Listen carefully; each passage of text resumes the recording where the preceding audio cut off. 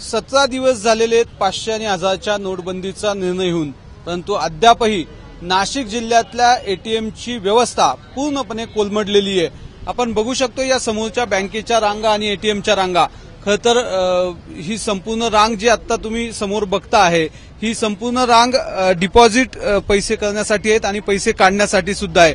कारण जे काही एटीएम आता नाशिक जिल्ह्यात आहे ते बहुतांश एटीएम बंद आहेत।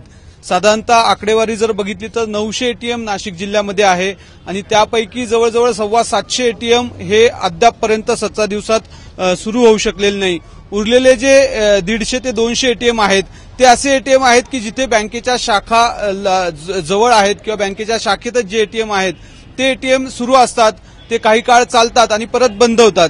त्याच्यामुळे ज्या ठिकाणी एटीएम सुरू आहे तिथे मात्र लोकांची गर्दी पाहायला मिळते। 2000ची नवीन नोट मिळालेली, त्याच्या 100च्या पण नाही, 500च्या पण नाही आहे।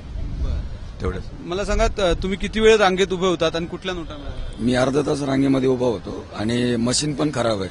साधारण 15 मिनिट स्वॅप केल्यानंतर एकदा पैसे निघाले।